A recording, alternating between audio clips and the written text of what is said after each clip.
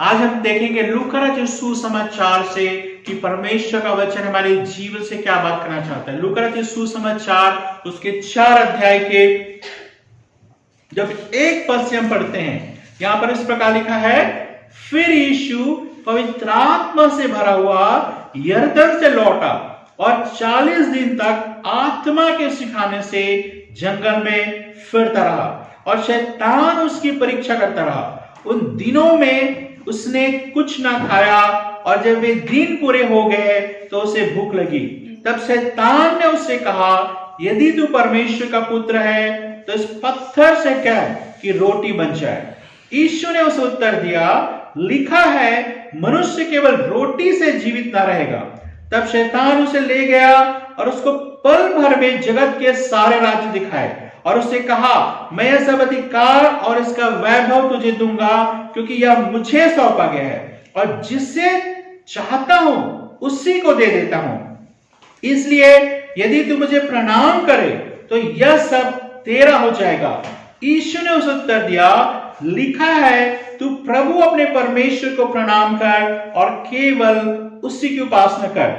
तब उसने उसे यरूशलेम में ले जाकर मंदिर के कंगोरे पर खड़ा किया और उससे कहा, यदि तू परमेश्वर का पुत्र है तो अपने आप को यहां से नीचे गिरा दे, क्योंकि लिखा है, वह तब तेरे विषय में अपने स्वर्गदूतों को आज्ञा देगा कि वे तेरी रक्षा करें और वे तुझे हाथों हाथ उठा लेंगे, ऐसा ना हो कि तेरे पांव में पत्थर से ठेस लगे।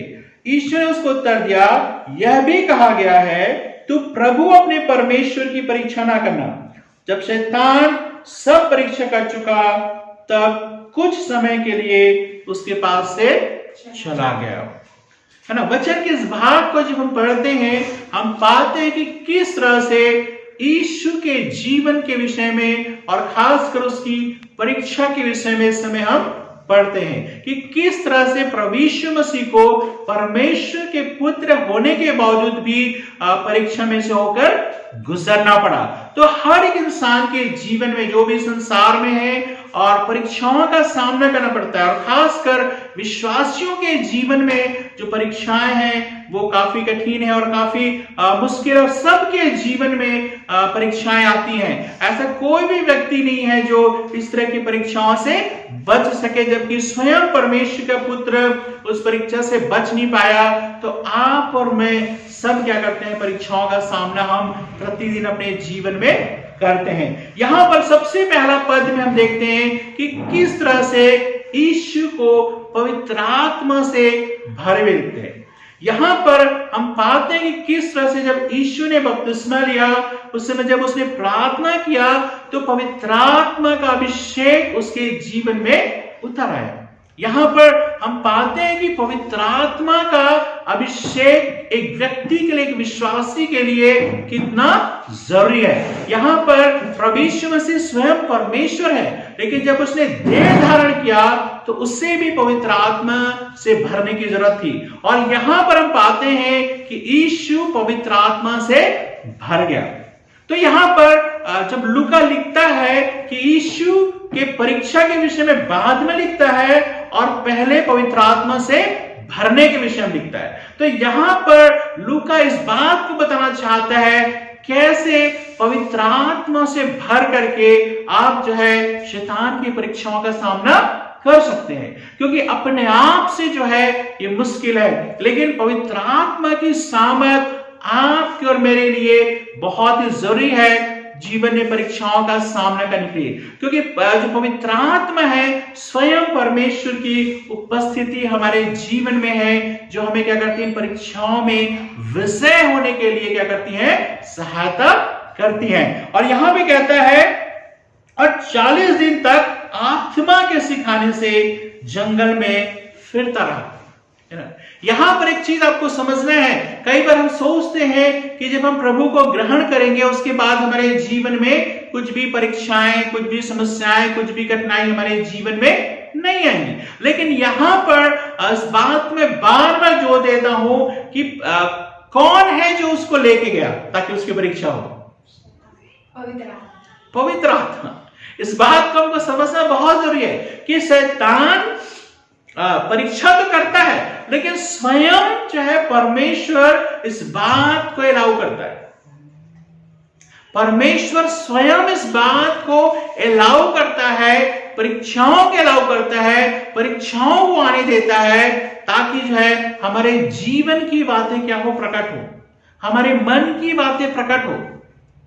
कई बार जब लोगों के जीवन में परीक्षाएं होती हैं, समस्याएं होती हैं, लोग क्या करते हैं, उनका सही चेहरा प्रकट होता है। उससे पहले आप उसको पहचान नहीं पाओगे कि वो कौन है, क्या है ना। परीक्षाएं जो होती हैं वो हमारे जीवन का क्या है, हिस्सा है। तो यहां पर कहता है पवित्र आत्मा स्वयं यीशु को कहां ले गया, जंगल में ले गया, है ना। और कैसे, ताकि इब्लिस से, शैतान से उसकी परीक्षा हो।